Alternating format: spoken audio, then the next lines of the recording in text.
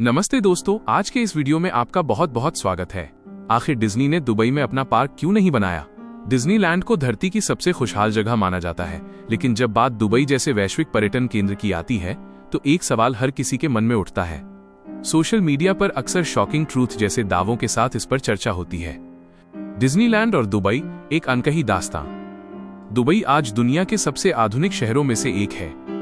यहाँ दुनिया की सबसे ऊंची इमारत है, सबसे बड़ा मॉल है और कृत्रिम द्वीप आर्टिफिशियल आइलैंड्स हैं। लेकिन यहाँ डिज्नीलैंड का न होना कोई इत्तेफाक नहीं, बल्कि एक सोची समझी व्यावसायिक रणनीति और कुछ भौगोलिक चुनौतियों का परिणाम है।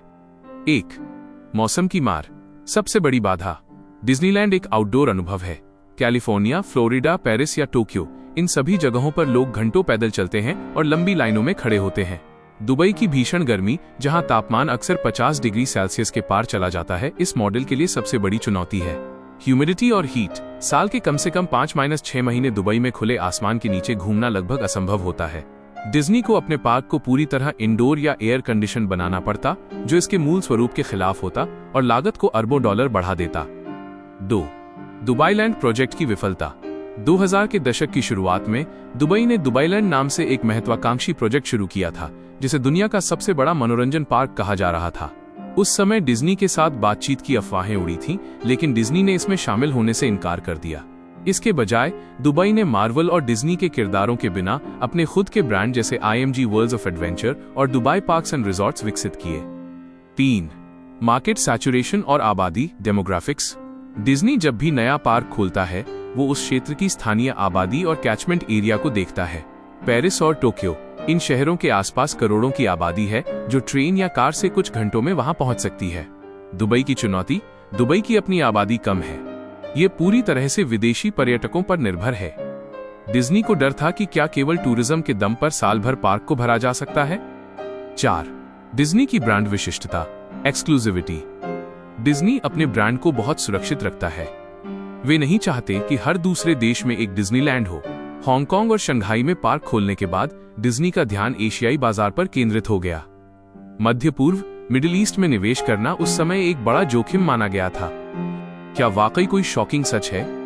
इंटरनेट पर कई बार यह दावा किया जाता है कि सांस्कृतिक मतभेदों के कारण डिज्नी दुबई नहीं आया, लेकिन ये सच से कोसों दूर है। दुबई एक बहुत ही उदार और वैश्विक शहर है। असली कारण पूरी तरह से आर्थिक, इकोनॉमिक और लॉजिस्टिक्स से जुड़े हैं। भविष्य की संभावनाएं, हालांकि अभी कोई आधिकारिक घोषणा नहीं हुई है, लेकिन डिज्नी की नजरें हमेशा बदलते बाजारों पर रहती हैं। फिलहाल दुबई ने वार्नर ब्रॉस वर्ल्ड और सी वर्ल्ड जैसे पार्कों के साथ खुद को मनोरंजन की दुनिया में स्थापित कर लिया है। निष्कर्ष, डिज्नीलैंड का दुबई ना आना किसी विवाद का नतीजा नहीं, बल्कि बिजनेस कैलकुलेशन का हिस्सा था। डिज्नी को लगा कि दुबई की गर्मी और बाजार की अनिश्चितता उनके मैजिक किंगडम के लिए सही नहीं है।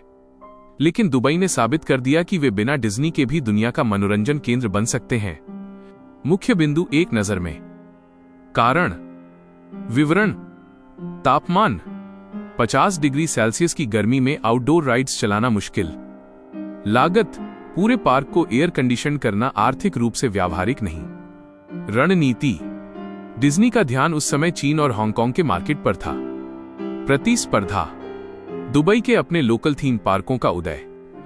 ये कहानी हमें सिखाती है कि कभी कभी सबसे बड़ा ब्रांड होना ही काफी नहीं होता, बल्कि सही समय और सही जगह का होना भी उतना ही जरूरी है। क्या आपको लगता है कि भविष्य में दुबई में मिकी माउस का घर बनेगा? ये तो वक्त ही बताएगा। उम्मीद है आपको ये वीडियो पसंद आया होगा। इसे लाइक और शेयर करना न भूलें, चैनल को सब्सक्राइब करें और अपनी राय कमेंट्स में जरूर बताएं।